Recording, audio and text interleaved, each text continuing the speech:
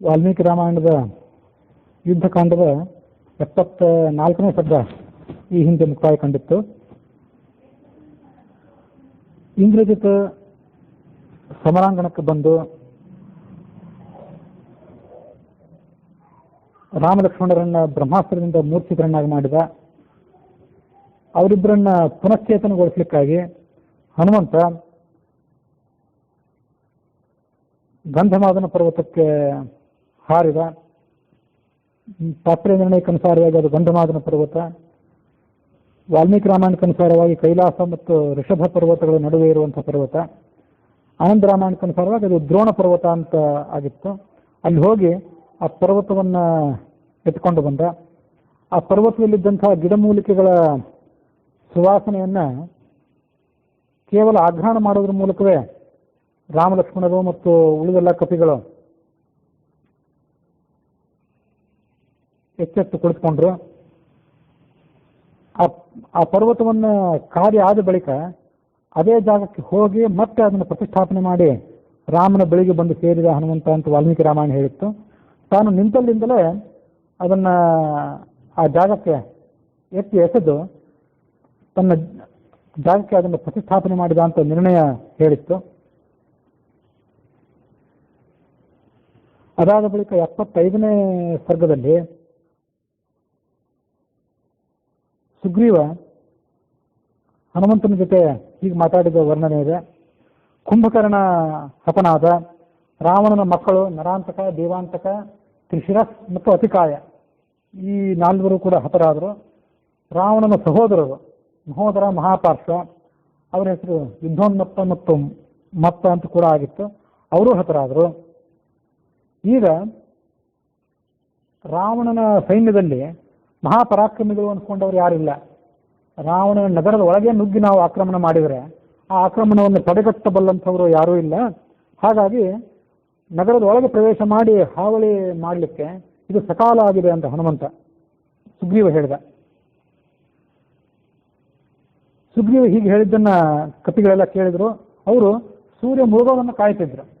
ಸೂರ್ಯ ಇನ್ನೂ ಇದ್ದಾಗಲೇ ನಗರದ ಒಳಗೆ ಪ್ರವೇಶ ಮಾಡಿ ಆ ರಾಕ್ಷಸರಿಗೆ ಉಪಚಾರವನ್ನು ಕೊಡಲಿಕ್ಕೆ ಕಷ್ಟ ಆಗಿತ್ತೇನೋ. ಹಾಗಾಗಿ ಸೂರ್ಯ ಮುಳುಗಿದ ನಂತರ ಮುಸುಕು ಕವಿದ ಬಳಿಕ ಅವರೆಲ್ಲರೂ ಒಳಗೆ ಹೋದರು. ಕೈಯಲ್ಲಿ ಎಲ್ಲರೂ ಕೂಡ ಪಂಜುಗಳನ್ನು ಹಿಡ್ಕೊಂಡಿದ್ರು. ಮಹಾದ್ವಾರಗಳಲ್ಲಿ ಯಾರು ರಾಕ್ಷಸರು ದ್ವಾರಪಾಲಕರಾಗಿದ್ರು ಅವರನ್ನೆಲ್ಲ ಹೊಡೆದು ಓಡಿಸಿದ್ರು. ಅದಾದ ಬಳಿಕ ಒಳಗೆ ನುಗ್ಗಿ ಎಲ್ಲ ಮಹಾದ್ವಾರಗಳಿಗೆ, ಉತ್ತರಿಗೆಗಳಿಗೆ, ರಾಜಬೀದಿಗಳಿಗೆ ಮತ್ತು ಸಣ್ಣ ಪುಟ್ಟ ಓಣಿಗಳಿಗೆ ಹೀಗೆ ಎಲ್ಲ ಕಡೆ ಅವರು ಬೆಂಕಿಯನ್ನು ಹೊತ್ತಿಸಿದರು. ರಾಕ್ಷಸರ ಸಾವಿರಾರು ಮನೆಗಳನ್ನು ಸುಟ್ಟು ಹಾಕಿತು. ಪರ್ವತಾಕಾರದ ಬಹಳ ಅಮೂಲ್ಯವಾದಂಥ ಸಂಪತ್ತನ್ನು ಹೊಂದಿದಂತಹ ರಾಕ್ಷಸರ ಸಂಪತ್ತೆಲ್ಲ ಅಲ್ಲಿ ಉರಿದು ಹೋಯಿತು. ಆ ಪ್ರಾಸಾದದಲ್ಲಿದ್ದಂಥ ಅಗುರು, ಚಂದನ ಮೊದಲಾದಂತಹ ಹತ್ತಿ ಉರಿಯುವಂಥ ವಸ್ತುಗಳು ಅವೆಲ್ಲ ಭಸ್ಮ ಆದವು. ಚಂದನ, ಮುತ್ತು, ಮಣಿಗಳು, ವಜ್ರ, ಹವಳ, ನವರತ್ನ ಇವೆಲ್ಲ ಭಸ್ಮ ಆಗಿ ಹೋದವು. ಅಮೂಲ್ಯವಾದಂತಹ ಪೀತಾಂಬರಗಳು, ರೇಷ್ಮೆಯ ವಸ್ತ್ರಗಳು, ಕಂಬಳಿ, ಉಣ್ಣೆಯ ಬಟ್ಟೆಗಳು, ಸುವರ್ಣಮಯವಾದಂತಹ ಆಭರಣಗಳು, ಅಸ್ತ್ರಶಸ್ತ್ರಗಳು ಇವೆಲ್ಲ ಸುಟ್ಟು ಹೋದವು. ಮತ್ತು ಕುದುರೆಗಳ ಬೆನ್ನ ಮೇಲೆ ಹಾಕ್ತಕ್ಕಂಥ ಜೀನು, ಕಡಿವಾಣ ಮೊದಲಾದ ಅಲಂಕಾರಿಕ ವಸ್ತುಗಳು, ಆನೆಗಳ ಕಂಠಾಭರಣಗಳು, ಆನೆಗಳನ್ನು ಕಟ್ಟುವಂಥ ಹಗ್ಗ, ರಥದ ಉಪಕರಣಗಳು, ಆನೆ ಕುದುರೆ ಕವಚಗಳು, ಖಡ್ಗ ಹೀಗೆ ಇವೆಲ್ಲ ಅನೇಕ ವಸ್ತುಗಳು ಸುಟ್ಟು ಭಸ್ಮ ಆದವು.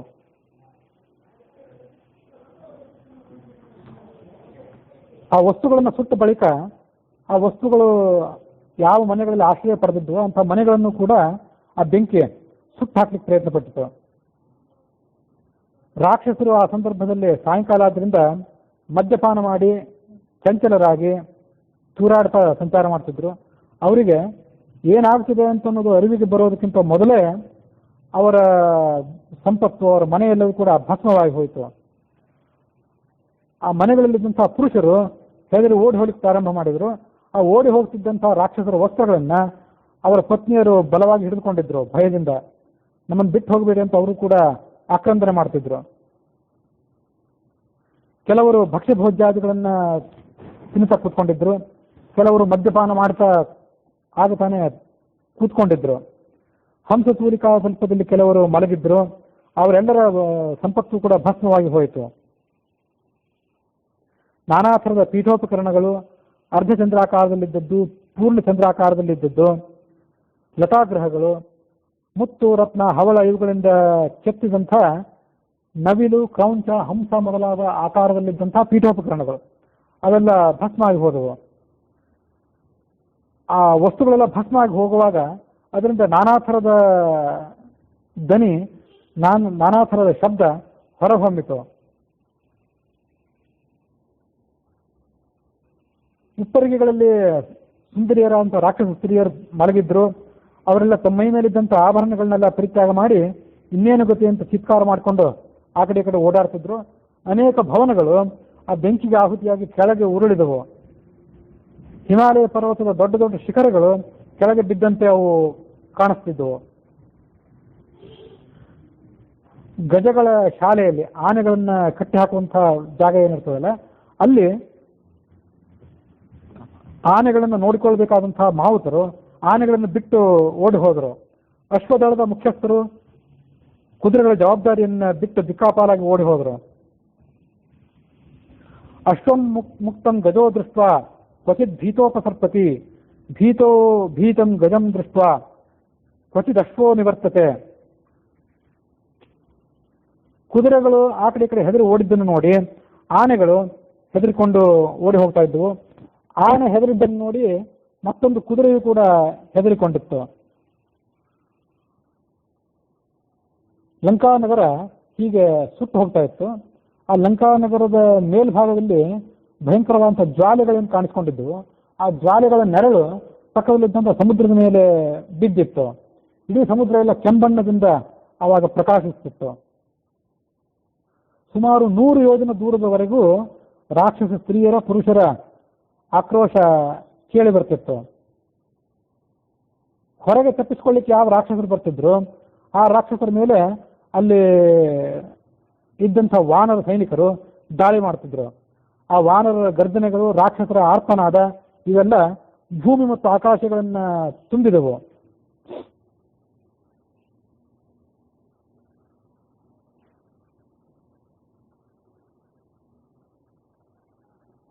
ರಾಮನ ಧನಸ್ಸಿನ ಟೇಂಕಾರವೂ ಕೂಡ ಆ ಶಬ್ದದಲ್ಲಿ ರಾಕ್ಷಸರಿಗೆ ಕೇಳಿ ಬಂತು.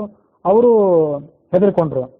ರಾಮ ಯುದ್ಧಕ್ಕೆ ಸನ್ನದ್ಧನಾಗಿದ್ದಾನೆ ಅಂತನ್ನೋದನ್ನ ಗಮನಕ್ಕೆ ತಂದುಕೊಂಡು ರಾಕ್ಷಸರು ಕೂಡ ಯುದ್ಧಕ್ಕೆ ಸಿದ್ಧರಾದರು.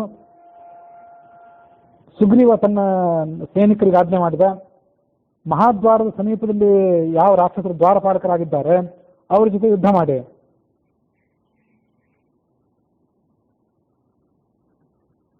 ನನ್ನ ಶಾಸನವನ್ನ, ಈ ಕಾಲದಲ್ಲಿ ಯುದ್ಧ ಮಾಡಬೇಕು ಅಂತ ನಾನೇನು ಶಾಸನ ಮಾಡಿದ್ದೇನೆ, ಈ ಶಾಸನವನ್ನು ಯಾರು ಮೀರ್ತಾರೆ, ಯುದ್ಧ ಮಾಡಲಿಕ್ಕೆ ಉತ್ಸಾಹಿತನಾಗೋದಿಲ್ಲ ಅಂಥವನನ್ನು ಮೊದಲು ನಮ್ಮ ಸೈನಿಕರೇ ಆಗಿದ್ರು ಕೂಡ ನೀವು ಶಿಕ್ಷಿಸಿರಿ. ಹೀಗೆ ಸುಗ್ರೀವನ ಆಜ್ಞೆಯನ್ನು ಪಡೆದುಕೊಂಡು ಆ ಕಪಿಗಳೆಲ್ಲ ಮಹಾದ್ವಾರದ ಬಳಿಗೆ ಹೋದರು. ಕಪಿಗಳು ಕೈಯಲ್ಲಿ ಉರಿಯುತ್ತಿರುವಂಥ ಪಂಜವನ್ನು ಹಿಡ್ಕೊಂಡು ಬಂದು ನಿಂತಿದ್ದನ್ನು ರಾವಣ ನೋಡಿದ. ಅವನು ಕುಪಿತನಾದ ಮತ್ತು ದುಃಖಿತನೂ ಆದ. ಒಮ್ಮೆ ಬಲವಾಗಿ ಆಕಳಿಸಿದ. ರಾವಣ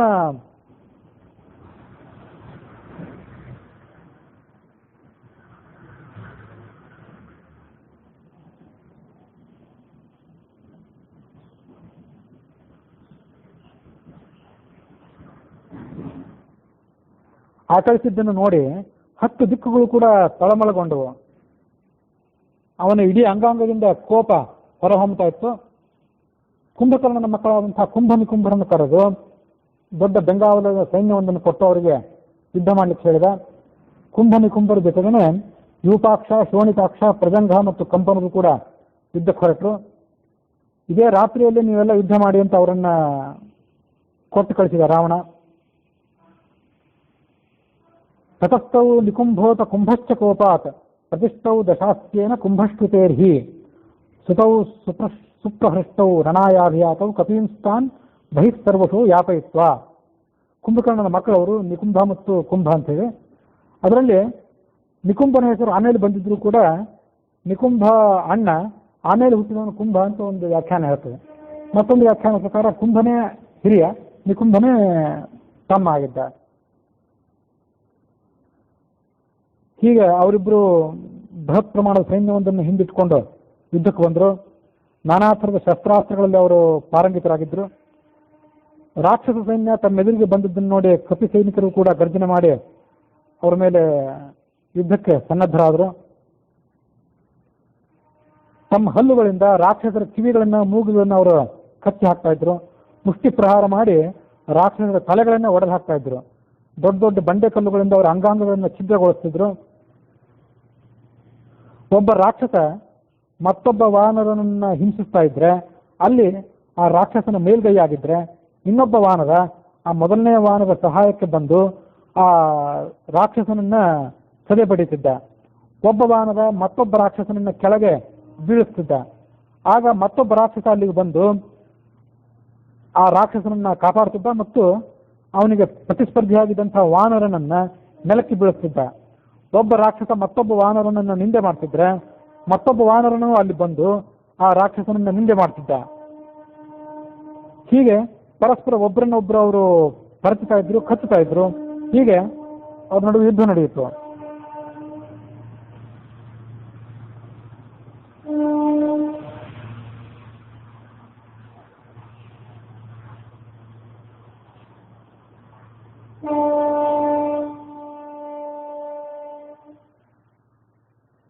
ದೇಹೀತ್ಯನ್ಯೋ ದದಾತ್ಯನ್ಯೋ ದದಾಮಿ ಚಪರಃ ಪುನಃ ಕಿಂಕ್ಲೇಶೇಸಿ ತಿಷ್ಠೇಸಿ ತತ್ತು ಅನ್ಯೋನ್ಯಂ ಪ್ರಭಾಷಿರೆ.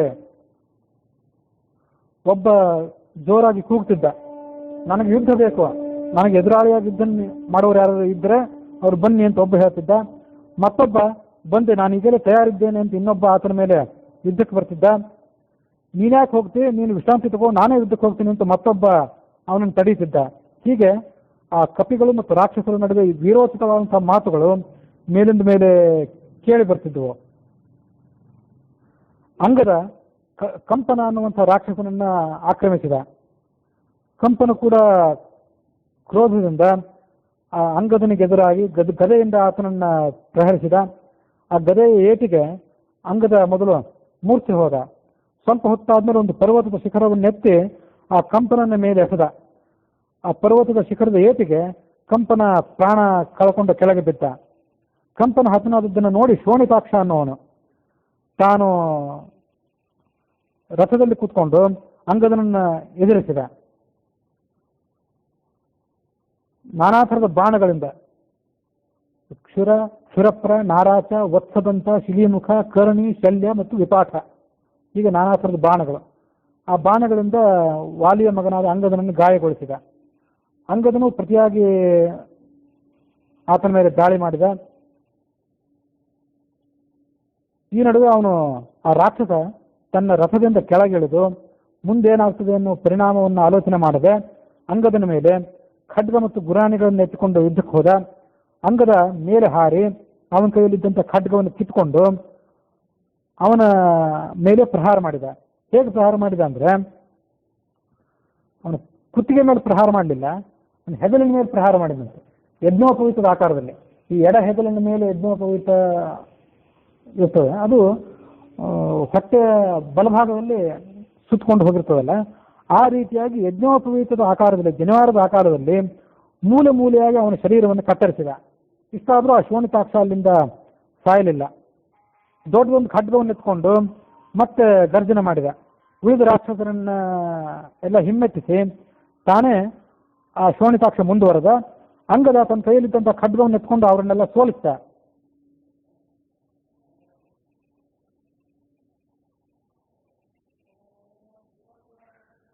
ಆ ಶೋಣಿತಾಕ್ಷನ ಜೊತೆ ಪ್ರಜಂಘ ಅನ್ನುವಂಥ ಮತ್ತೊಬ್ಬ ರಾಕ್ಷಸನು ಕೂಡ ಗದೆಯನ್ನೆತ್ಕೊಂಡು ಅಂಗದನನ್ನು ಆಕ್ರಮಿಸಿದ.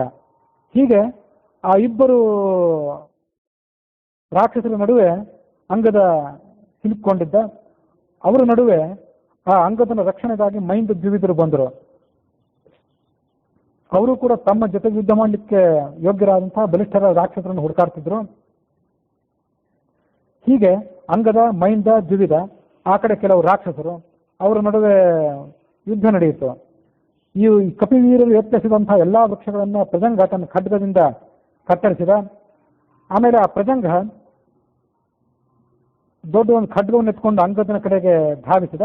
ಅಂಗದ ಅಶ್ವಕರ್ಣ ಅನ್ನುವ ವೃಕ್ಷದಿಂದ ಪ್ರಜಂಗನನ್ನ ಪ್ರಹರಿಸಿದ, ಪ್ರಜಂಗನನ್ನು ಹೊಡೆದ.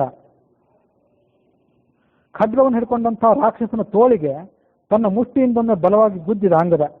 ಆ ಮೂಲಕವಾಗಿ ಪ್ರಜಂಗನ ಕೈಯಲ್ಲಿದ್ದಂತಹ ಖಡ್ಗ ಕೆಳಗೆ ಬಿತ್ತು. ಅದು ಸಾಮಾನ್ಯವಾದಂಥ ಖಡ್ಗ ಆಗಿದ್ದಿಲ್ಲ, ದೊಡ್ಡ ಒಂದು ಒನಕೆಯಷ್ಟು ಉದ್ದವಾಗಿತ್ತು, ಬಲವಾದಂಥ ಖಡ್ಗ ಆಗಿತ್ತು. ಅದನ್ನ ಕಳ್ಕೊಂಡ ಪ್ರಜಂಗ.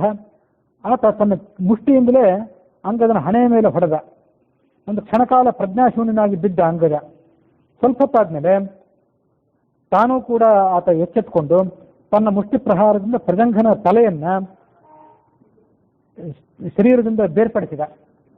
ತಲೆಯನ್ನು ಕತ್ತರಿಸಬೇಕಾದ್ರೆ ಖಡ್ಗವೋ ಮತ್ತು ಅದು ಚೂಪವಾದಂಥ ಆಯುಧ ಬೇಕು. ಆ ಕಪಿವೀರರಿಗೆ ಅಂಥ ಚೂಪವಾದ ಆಯುಧ ಯಾವುದೂ ಬೇಕಾಗಿರಲಿಲ್ಲ. ಕೇವಲ ತಮ್ಮ ಕೈ ಪ್ರಹಾರದಿಂದಲೇ ಖಡ್ಗ, ಒನಕೆ, ಗದೆ ಮೊದಲಾದ ಆಯುಧಗಳು ಮಾಡುವ ಕೆಲಸವನ್ನು ಅವರು ಮಾಡಬಲ್ಲವರಾಗಿದ್ದರು. ಪ್ರಜಂಗ ಹತ ಆಗಿದ್ದನ್ನು ನೋಡಿ ಅವನ ಅಣ್ಣನ ಮಗ ಯೂಪಾಕ್ಷ ಕೆಳಗೆ ಬಂದ. ರಥದಿಂದ ಕೆಳಗಿಳಿದು ಖಡ್ಗವನ್ನು ಹಿಡ್ಕೊಂಡು ಬಂದ. ಅವನ ಬತ್ತಳಿಕೆಯಲ್ಲಿದ್ದಂಥ ಎಲ್ಲ ಬಾಣಗಳು ಮುಗಿದು ಹೋಗಿದ್ವು. ಆ ಯೂಪಾಕ್ಷನನ್ನು ಎದುರಿಸಲಿಕ್ಕೆ ಈ ಕಡೆ ದ್ವಿವಿಧ ಬಂದ. ಅವನು ಆ ಯೂಪಾಕ್ಷನ ಎದೆಯ ಮೇಲೆ ಗುದ್ದಿದ.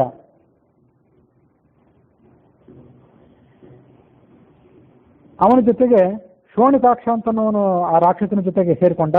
ಅವನು ದ್ವಿವಿಧನ ಎದೆಯ ಮೇಲೆ ಪ್ರಹಾರ ಮಾಡಿದ. ಆ ಏಟಿಗೆ ದ್ವಿವಿಧ ಕೆಳಗೆ ಬಿದ್ದ. ಈ ಕಡೆ ಮತ್ತೊಮ್ಮೆ ಗದೆಯನ್ನು ಎತ್ತಿದ ಶೋಣಿತಾಕ್ಷ, ದ್ವಿವಿಧನನ್ನು ಹೊಡೆಯಬೇಕು ಅಂತ. ಆ ಕ್ಷಣದಲ್ಲಿ ದ್ವಿವಿಧ ಹಾರಿ ಆ ಗದೆಯನ್ನು ಕಿತ್ಕೊಂಡ. ಅದೇ ಸಂದರ್ಭಕ್ಕೆ ಅವನ ಸಹೋದರ, ದ್ವಿವಿಧನ ಸಹೋದರ ಮೈಂದನೂ ಬಂದು ಆ ಯೂಪಾಕ್ಷನ ಎದೆಯ ಮೇಲೆ ಹೊಡೆದ. ಹೀಗೆ ಪರಸ್ಪರ ಯುದ್ಧ ಮಾಡಿದರು. ದ್ವಿವಿಧ ಶೋಣಿತಾಕ್ಷನ ಮುಖವನ್ನ ತನ್ನ ಉಗುರುಗಳಿಂದ ಪರಚಿ ಗಾಯಗೊಳಿಸಿದ. ಮತ್ತೆ ಶೋಣಿತಾಕ್ಷನನ್ನ ಕೆಳಗೆ ಬೀಳಿಸಿ ಆತನನ್ನ ಜಜ್ಜಿ ಹಾಕಿದ. ಅವನ ಎರಡೂ ತೋಳುಗಳಿಂದ ಬಲವಾಗಿ ಆತನನ್ನು ಹಿಡ್ಕೊಂಡು ಮೈಂದ ಅವನ ಪ್ರಾಣ ಹೋಗುವ ತನಕ ಅವನನ್ನ ಮರ್ದನ ಮಾಡಿದ. ಹೀಗೆ ಆ ಯೂಪಾಕ್ಷ ಪ್ರಾಣ ಕಳ್ಕೊಂಡು ಕೆಳಗೆ ಬಿದ್ದ. ಇದಾದ್ಮೇಲೆ ರಾಕ್ಷಸ ಸೈನಿಕರೆಲ್ಲ ಹೆದರಿ ಕುಂಭಕರ್ಣನ ಮಕ್ಕಳಾದಂತಹ ಕುಂಭರು ಯುದ್ಧ ಮಾಡ್ತಿದ್ದ ಜಾಗಕ್ಕೆ ಬಂದರು. ಅವನಿಗೆ ನಡೆದ ಸಂಗತಿಯನ್ನೆಲ್ಲ ವಿವರವಾಗಿ ಹೇಳಿದರು. ಅವನು ಆ ಕುಂಭ ಈ ಕಪಿಗಳಿಗೆಲ್ಲ, ರಾಕ್ಷಸರಿಗೆಲ್ಲ ಸಮಾಧಾನ ಮಾಡಿದ. ಸಮಾಧಾನ ಮಾಡಿ ತಾನು ಧನಸ್ಸನ್ನು ಹಿಡಿದು ಕಪಿಗಳ ಮೇಲೆ ಎರಗಿದ. ಧನಸ್ಸಿನ ಹಗ್ಗವನ್ನು ತನ್ನ ಕಿವಿಯ ತನಕ ಎಳೆದು ದ್ವಿವಿಧ, ಮೈಂದ ಹೀಗೆ ಇವರೆಲ್ಲರ ಮೇಲೆ ಬಾಣ ಪ್ರಯೋಗ ಮಾಡಿದ. ದೊಡ್ಡದೊಂದು ಬಂಡೆಕಲ್ಲನ್ನು ಎತ್ಕೊಂಡು ಮೈಂದ ಆ ಕುಂಭನ ಮೇಲೆ ಏರಿ ಹೋದ. 5 ಬಾಣಗಳನ್ನು ಪ್ರಯೋಗ ಮಾಡಿ ಆ ಬಂಡೆಕಲ್ಲನ್ನು ಆತ ನುಚ್ಚು ನೂರು ಮಾಡಿದ. ಮತ್ತೊಂದು ಬಾಣವನ್ನ ಆ ಮೈಂದನ ಎದೆಗೆ ಪ್ರಯೋಗ ಮಾಡಿದ. ಮೈಂದ ಆ ಬಾಣದ ಏಟನ್ನು ತಾಳದೆ ಮೂರ್ಛಿತನಾಗಿ ಕೆಳಗೆ ಬಿದ್ದ. ಈ ನಡುವೆ ಅಂಗದ ಆ ಕುಂಭನನ್ನು ಎದುರಿಸಿದ. ಕುಂಭ 5 ಬಾಣಗಳನ್ನು ಅಂಗದ ಮೇಲೆ ಪ್ರಯೋಗ ಮಾಡಿದ. ಅದಲ್ಲದೆ ಹಲವಾರು ಬಾಣಗಳನ್ನು ಅಂಗದ ಮೇಲೆ ಪ್ರಯೋಗ ಮಾಡಿದರೂ ಆ ಅಂಗದ ವಿಚಲಿತನಾಗಲಿಲ್ಲ. ಕುಂಭನ ಮೇಲೆ ಎರಗಿದ. ಕೊನೆಗೊಮ್ಮೆ ಆ ಕುಂಭ ತನ್ನ ವಿಶಿಷ್ಟವಾದ ಬಾಣವೊಂದನ್ನು ಎತ್ಕೊಂಡು ಅಂಗದನ ಹುಬ್ಬುಗಳ ನಡುವೆ ಪ್ರಹಾರ ಮಾಡಿದ. ಹುಬ್ಬುಗಳ ನಡುವೆ ರಕ್ತ ಸೋದಕ್ಕೆ ಪ್ರಾರಂಭ ಆಯಿತು. ಕಣ್ಣುಗಳು ಮುಚ್ಚಿ ಹೋದವು. ತನ್ನ 2 ಕಣ್ಣುಗಳನ್ನು ಆತ ಅಂಗದ ಬಲವಾಗಿ ಹಿಡಿದುಕೊಂಡ ಆ ರಕ್ತಪಾತವನ್ನು ತಡೆಯಲಿಕ್ಕಾಗಿ. ಸಮೀಪದಲ್ಲಿದ್ದಂತಹ ವೃಕ್ಷದ ಸಮೀಪಕ್ಕೆ ಹೋಗಿ ಆ ವೃಕ್ಷವನ್ನ ತನ್ನ ಎದೆಯಿಂದ ಹಿಂದಕ್ಕೆ ಮುಂದಕ್ಕೆ ತಳ್ಳಿದ. 2-3 ಸಾರಿ ಆತ ಅದನ್ನು ಅಲ್ಲಾಡಿಸೋದ್ರೊಳಗೆ ಆ ವೃಕ್ಷ ಕಿತ್ತಿ ಬಂತು. ಆ ವೃಕ್ಷವನ್ನೇ ಕುಂಭನ ಮೇಲೆ ಎತ್ತೆಸೆದ. ಆತ 7 ಬಾಣಗಳನ್ನು ಪ್ರಯೋಗ ಮಾಡಿ ಆ ವೃಕ್ಷವನ್ನು ತುಂಡರಿಸಿದ. ಯುದ್ಧ ಭೂಮಿಯಲ್ಲಿ ಅಂಗದ ಮೂರ್ಛೆ ಹೋಗಿ ಬಿದ್ದಿದ್ದಾನೆ. ಆತ ಪ್ರಯೋಗ ಮಾಡಿದ ಬಂಡೆಕಲ್ಲು, ವೃಕ್ಷ ಇವೆಲ್ಲ ವ್ಯರ್ಥ ಆಗಿದೆ ಅನ್ನೋದನ್ನ ವಾನರ ಸೈನಿಕರು ರಾಮನಿಗೆ ಬಂದು ವಿವರವಾಗಿ ಹೇಳಿದರು. ಸಕುಂಭೋ ವಿಧಾತು ಸುತಂ ತಾರನೀಲೌ ನಲಂ ಚಾಷ್ಟಿಪುತ್ರೌ ದಿಗಾಯಾಂಗದಂ ಚ. ಕುಂಭ ಜಾಂಬವಂತನ ವಾಲ್ಮೀಕಿ ರಾಮಾಯಣದಲ್ಲಿ ಬರಲಿಲ್ಲ, ಅದು ಈ ನಿರ್ಣಯದಲ್ಲಿ ಬಂದಿತ್ತು.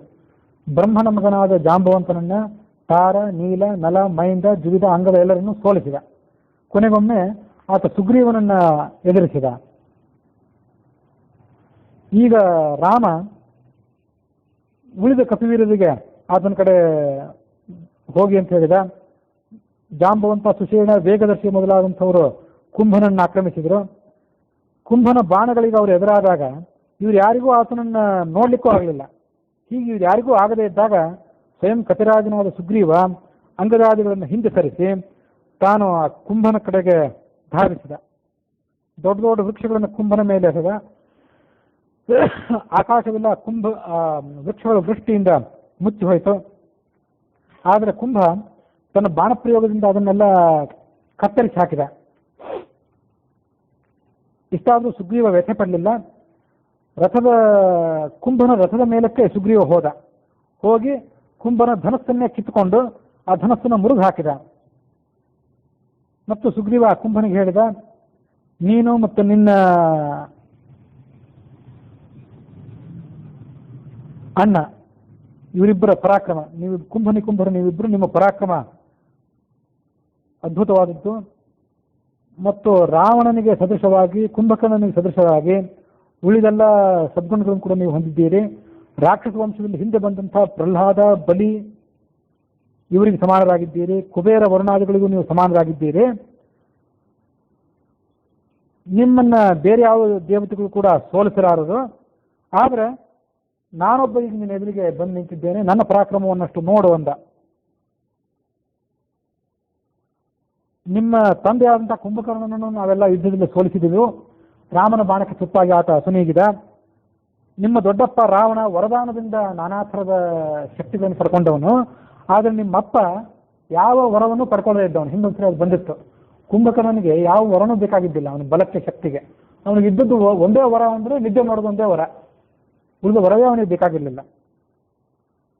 ಹೀಗೆ ಆ ಸುಗ್ರೀವ ಕುಂಭನನ್ನ ಹೊಗಳಿದ. ರಾಕ್ಷಸ ಗಣದಲ್ಲಿ ನೀನು ಶ್ರೇಷ್ಠ ಅಂದ. ಸಮಗ್ರ ರಾಕ್ಷಸಾಂ ಲೋಕೆ ಶ್ರೇಷ್ಠೋಸಿ ಬಲವೀರ್ಯತಃ. ಸಂಸ್ಕೃತದಲ್ಲಿ ಅಲಂಕೃತ ಶಿರಚ್ಛೇದ ಅಂತ ಒಂದು ನ್ಯಾಯ, ಈ ಹಂಸಕ್ಷೀರ ನ್ಯಾಯ ಅಂತೇಳಿ ಹೇಳ್ತಾರಲ್ಲ, ಹಾಗೊಂದು ನ್ಯಾಯ. ಚೆನ್ನಾಗಿ ಅಲಂಕಾರ ಮಾಡಿ ಒಬ್ಬ ವ್ಯಕ್ತಿಯನ್ನು ಅಥವಾ ಮೇಕೆ, ಟಗರು ಯಾವುದೋ ಒಂದನ್ನು ಅಲಂಕಾರ ಮಾಡಿ ಅದನ್ನು ಕೊನೆಗೆ ಶಿರಚ್ಛೇದ ಮಾಡೋದಂತ. ನೀವು ಯಾರನ್ನಾದರೂ ಏನಾದರೂ ದುರುದ್ದೇಶ ಇಟ್ಕೊಂಡು ಚೆನ್ನಾಗಿ ಹೊಗಳಿ ಕೊನೆಗೆ ಅವರನ್ನು ಎತ್ತಿ ಬೀಳಿಸಿದ್ರೆ ಅದಕ್ಕೆ ಅಲಂಕಾರ ಮಾಡಿ ಕೊನೆಗೆ ಶಿರಚ್ಛೇದ ಅಂತಾರೆ. ಅಂಥದ್ದೇ ಇದೊಂದು ಪ್ರಸಂಗ. ಹಿಂದೆ ಇಂದ್ರ ಮತ್ತು ಶಂಬರಾಸುರರ ನಡುವೆ ಏನು ಯುದ್ಧ ನಡೆದಿತ್ತು, ಆ ಯುದ್ಧವನ್ನು ಎಲ್ಲ ದೇವತೆಗಳು, ಸಕಲ ಜಗತ್ತು ಹೇಗೆ ನೋಡಿತು ಸಾಕ್ಷಿಯಾಗಿ, ಹಾಗೆ ನಾನು ನೀನು ಮಾಡುವಂಥ ಯುದ್ಧವನ್ನ ಈ ಜಗತ್ತೆಲ್ಲ ನೋಡಲಿ. ಅನೇಕ ಪರಾಕ್ರಮಿಗಳಾದಂಥ ವಾನದ ವೀರರನ್ನ ಕೆಳಕ್ಕೆ ಕೆಡವಿದೆ. ಆದರೆ ಕುಂಭ ಯುದ್ಧ ಮಾಡಿ ಆಯಾಸಗೊಂಡಿದ್ದಾಗ ಸುಗ್ರೀವ ಅಲ್ಲಿ ಬಂದು ಅವನನ್ನು ಕೊಂದ ಅಂತ ಅಪವಾದ ನನಗೆ ಬರಬಾರ್ದು ಅನ್ನೋ ಕಾರಣಕ್ಕಾಗಿ ಇಲ್ಲಿ ತನಕ ನಾನು ಇನ್ನು ಬಳಿಗೆ ಬಂದಿರಲಿಲ್ಲ. ನೀನು ಸ್ವಲ್ಪ ವಿಶ್ರಾಂತಿ ತಗೋ, ಮತ್ತೆ ಯುದ್ಧಕ್ಕೆ ಬಾ, ಆಗ ನಾವಿಬ್ಬರು ಪರಸ್ಪರ ಬಲ ಪ್ರದರ್ಶನ ಮಾಡೋಣ ಅಂತ ಸುಗ್ರೀವನ ಅವಮಾನದ ಮಾತುಗಳು, ಆದರೆ ಹೊಗಳುವ ಮಾತುಗಳು ಆಗಿದ್ದವು. ಅದನ್ನು ಕುಂಭ ಕೇಳಿದ. ಬೆಂಕಿಗೆ ತುಪ್ಪ ಹಾಕಿದಾಗ ಅದು ಉರಿಯುವಂತೆ ಆತನ ಕೋಪ ಉರಿಯಿತು. ಸುಗ್ರೀವನನ್ನಾತ ಎರಡೂ ಬಾಹುಗಳಿಂದ ಬಂಧಿಸಿದ. ಈ ಎರಡೂ ಬಾಹುಗಳಿಂದ ಆಲಿಂಗನ ಮಾಡಿಕೊಂಡು ಆ ಮೂಲಕ ಯುದ್ಧ ಮಾಡೋದೇನಿದೆಯಲ್ಲ, ಅದು ಕೂಡ ಯುದ್ಧದ ಒಂದು ತಂತ್ರನೇ. ಮಲ್ಲ ಯುದ್ಧದಲ್ಲಿ ಒಂದು ತಂತ್ರ.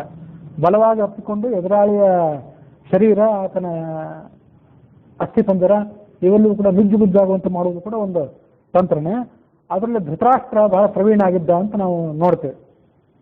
ಅದಕ್ಕಾಗಿ ಧೃತರಾಷ್ಟ್ರ ಆಲಿಂಗನ ಅಂತ ಕರೀತಾರೆ. ಬಲವಾಗಿ ಯಾರು ಆಲಿಂಗನ ಮಾಡಿದರೆ ಅದಕ್ಕೆ ಧೃತರಾಷ್ಟ್ರ ಆಲಿಂಗನ ಅಂತ ಕರೆಯೋದು ಮುಂದೆ ಬಳಕೆಗೆ ಬಂತು. ಸುಗ್ರೀವ ಆತನ ಎದುರಿಗೆ ಬಂದಾಗ ಕುಂಭ ಆತನನ್ನು ಆಲಿಂಗನ ಮಾಡಿಕೊಂಡ. ಇಬ್ಬರು ಪರಸ್ಪರ ಆನೆಗಳಂತೆ ಯುದ್ಧ ಮಾಡಲಿಕ್ಕೆ ಪ್ರಾರಂಭ ಮಾಡಿದರು. ಮುಖದಿಂದ ಬೆಂಕಿಯ ಜ್ವಾಲೆ ಹೊರಗೆ ಬರ್ತಿತ್ತು. ಪಾದಗಳ ಸಂಘಟನದಿಂದ ಭೂಮಿ ನಡುಗಿತ್ತು ಮತ್ತು ಎಲ್ಲ ಕಡೆ ಹಳ್ಳ ಉಂಟಾಯಿತು. ಸಮುದ್ರವೆಲ್ಲ ಅಲ್ಲೋಲ ಕಲ್ಲೋಲವಾಯಿತು. ಸುಗ್ರೀವ ಕುಂಭನನ್ನೆತ್ತಿ ಸಮುದ್ರದಲ್ಲಿ ಎತ್ತಿ ಬಿಸಾಕಿದ. ಸಮುದ್ರದಲ್ಲಿ ಭಯಂಕರ ಪ್ರಮಾಣದ ಅಲೆಗಳು ಮೇಲೆದ್ದವು. ಸಮುದ್ರದ ನೀರು ಕೂಡ ಎಲ್ಲ ಕಡೆ ವ್ಯಾಪಿಸಿತು. ಆದರೆ ಅವನು ಸಾಮಾನ್ಯನಾಗಿರಲಿಲ್ಲ.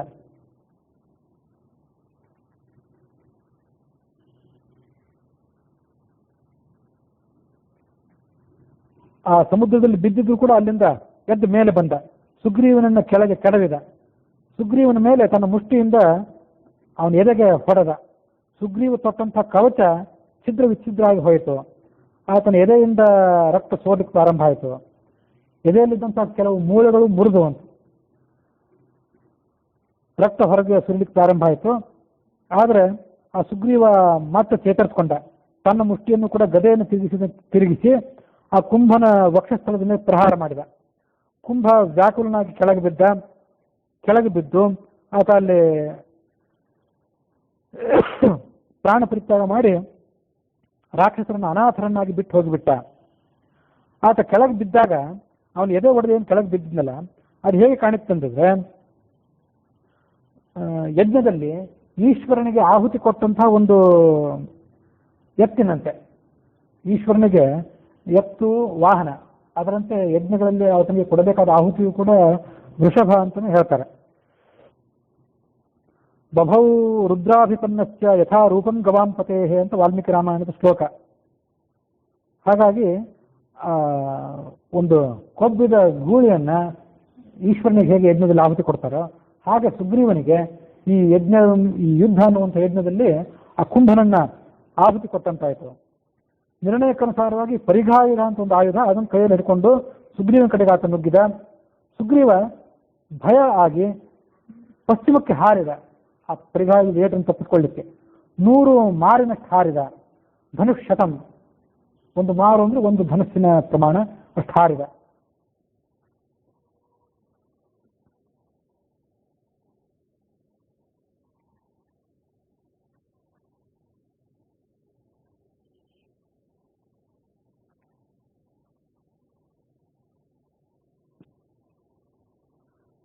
ಪರಿಘಾಯುಧವನ್ನು ಆತ ಪ್ರಯೋಗ ಮಾಡ್ತಿದ್ದ. ಆ ಪರಿಘಾಯುಧ ಅಂತ ಭಯಂಕರ ಆಗಿತ್ತಂದ್ರೆ ಎಲ್ಲ ದಿಕ್ಕುಗಳು, ಚಂದ್ರ, ಸೂರ್ಯ, ನವಗ್ರಹಗಳು ಎಲ್ಲ ತಳಮಳಗೊಂಡವು. ದೇವತೆಗಳು ಕೂಡ ಅವನ ಯುದ್ಧವನ್ನು ನೋಡ್ಲಿಕ್ಕೆ ಬಂದರಂತೆ, ನಿರ್ಣಯ ಹೇಳುವಂತೆ. ಶಿವನಿಂದ ಅವನಿಗೆ ಅಪಾರವಾದಂಥ ಬಲವು ಕೂಡ ಬಂದಿತ್ತು. ಸ್ವಲ್ಪ ಖಿನ್ನರಾದರು ಅವರು, ಮುಂದೇನು ಗತಿ ಅನ್ಕೊಂಡ್ರು.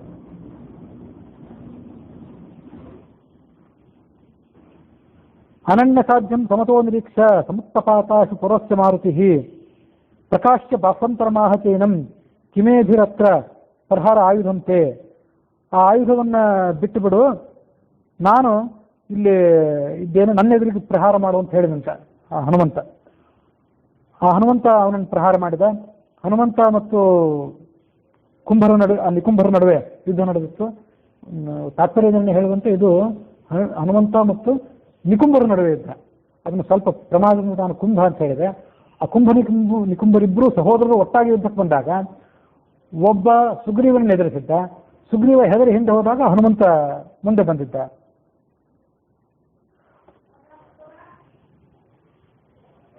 ಶಿವವರದಿಂದ ಸಿಕ್ಕಂತಹ ಪರಿಘಾಯುಧವನ್ನು ಹನುಮಂತನ ಎದೆಗೆ ಆತ ಅಪ್ಪಳಿಸಿದ. ಅದು ನುಚ್ಚುನೂರಾಗಿ ಹೋಯಿತು. ಹಿಂದೆ ವಜ್ರಾಯುಧವನ್ನು ಇಂದ್ರ ಗರುಡನ ಮೇಲೆ ಪ್ರಯೋಗ ಮಾಡಿದ್ನಲ್ಲ, ಆಗ ವಜ್ರಾಯುಧ ಹೇಗೆ ವಿಫಲವಾಗಿತ್ತು, ಹಾಗೆ ಇದು ಕೂಡ ವಿಫಲವಾಯಿತು. ಅದಾದ ಮೇಲೆ ಹನುಮಂತ ಮತ್ತೆ ಆ ನಿಕುಂಭನನ್ನು ಎದುರಿಸಲಿಕ್ಕೆ ಹೋದಾಗ ನಿಕುಂಭ ಹನುಮಂತನನ್ನು ತನ್ನ ಹೆಗಲ ಮೇಲೆ ಇಟ್ಕೊಂಡಂತೆ. ಹೆಗಲ ಮೇಲೆ ಇಟ್ಕೊಂಡು ಜೋರಾಗಿ ಓಡ್ಲಿಕ್ಕೆ ಪ್ರಾರಂಭ ಮಾಡಿದ. ಹನುಮಂತ ನಿಕುಂಭನನ್ನು ಗುದ್ದಿದ. ಇಷ್ಟಾದರೂ ಕೂಡ ಆ ಹನುಮಂತನ ಹೊತ್ಕೊಂಡು ಆತ ಮುಂದೆ ಓಡ್ತಿದ್ದ. ಹನುಮಂತ ನಿಕುಂಭನ ಕೊರಳನ್ನ ಒತ್ತಿ ಹಿಡಿದ, ಕುತ್ತಿಗೆಯನ್ನ ಹಿಡುಕಿದ, ನೆಲದ ಮೇಲೆ ಆತನನ್ನ ಕೆಡವಿದ.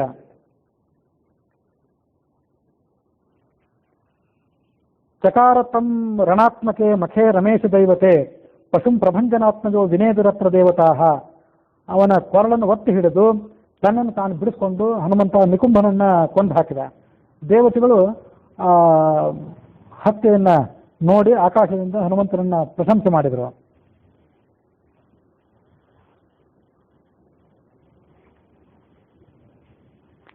ಅಂತೂ ನಿಕುಂಭ ಮತ್ತು ಕುಂಭ ಇವರಿಬ್ಬರ ನಡುವೆ ಕುಂಭ ಸುಗ್ರೀವನಿಂದ ಹತ್ಯೆಗೊಳಗಾದ, ನಿಕುಂಭ ಹನುಮಂತನಿಂದ ಹತ್ಯೆಗೊಳಗಾದ ಅಂತ ಇದು ನಿರ್ಣಯ ಮತ್ತು ವಾಲ್ಮೀಕಿ ರಾಮಾಯಣಕ್ಕನುಸಾರವಾಗಿ ಗಮನಿಸಬೇಕು.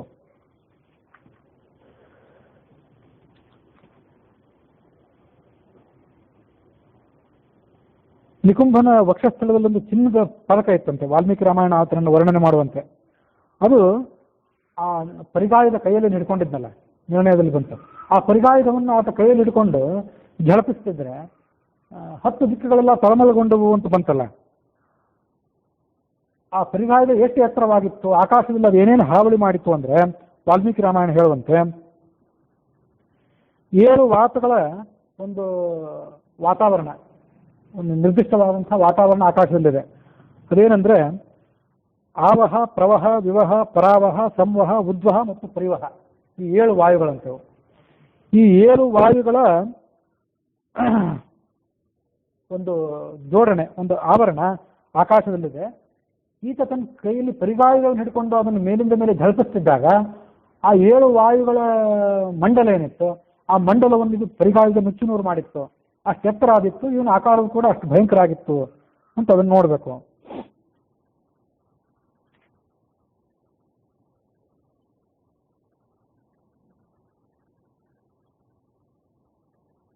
ವಾಲ್ಮೀಕಿ ರಾಮಾಯಣದಲ್ಲಿ ಬಂದಂತೆ ಅದನ್ನ ಹೇಗೆ ಕೊಂದ ಅವನು ಹನುಮಂತ ನಿಕುಂಭನನ್ನ ಅಂತಂದ್ರೆ, ಆ ರಾಕ್ಷಸ ಮೊದಲು ಹನುಮಂತನ ಎತ್ಕೊಂಡು ಓಡ್ಲಿಕ್ಕೆ ಪ್ರಾರಂಭ ಮಾಡಿದ.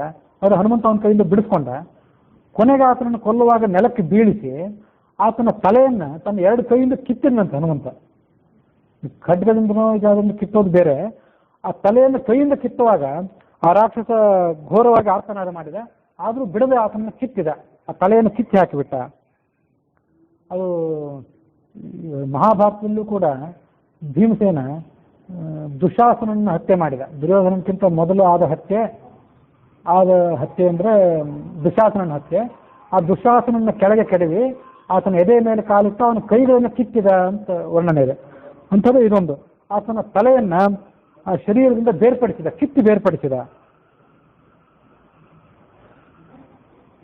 ಭಯಂಕರವಾದಂತಹ ಶಬ್ದವನ್ನು ಮಾಡಿಕೊಂಡು ಆ ನಿಕುಂಭನು ಕೂಡ ಹತ್ಯೆಗೊಳಗಾದ.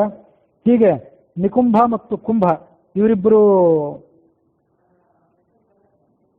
ಪ್ರಾಣ ಪರಿತ್ಯಾಗ ಮಾಡಿದ ಮೇಲೆ ಸುಪ್ತಘ್ನ, ಯಜ್ಞಕೋಪ, ಶಕುನಿ, ದೇವತಾಪನಿ, ವಿದ್ಯುಜ್ಜಿಹ್ವ, ಪ್ರಮಾತಿ, ಶುಕ, ಸಾರಣ ಇವರೆಲ್ಲ ರಾವಣನ ಆಜ್ಞೆಯನ್ನು ಪಡ್ಕೊಂಡು ಕಪಿಗಳ ಸೈನ್ಯದ ಮೇಲೆ ಆಕ್ರಮಣ ಮಾಡಿದರು.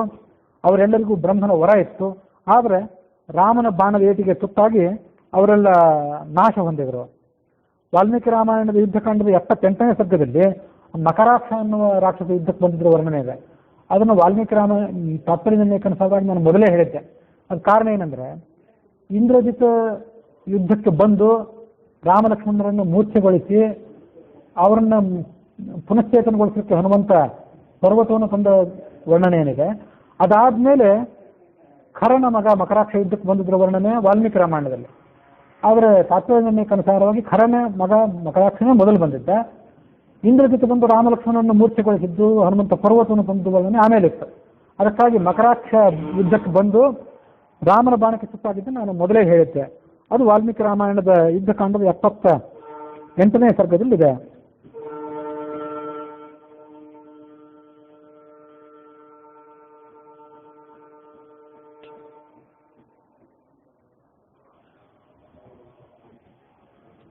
ಹಿಂದೆ ದಂಡಕಾರಣ್ಯದಲ್ಲಿ ನನ್ನ ತಂದೆಯನ್ನು ನೀನು ಕೊಂದೆ ಅಂತ ಹೇಳಿದ. ನನ್ನ ತಂದೆ ಖರ, ದೂಷಣ, ತ್ರಿಶರ ಇವರನ್ನು 3 ಜನರನ್ನು ಕೊಂದಿದ್ದ ರಾಮ. ಆವಾಗ ನಾನು ಅಲ್ಲಿರಲಿಲ್ಲ, ಹಾಗಾಗಿ ನನ್ನ ಕಣ್ಣಿಗೆ ನೀನು ಬೀಳಲಿಲ್ಲ.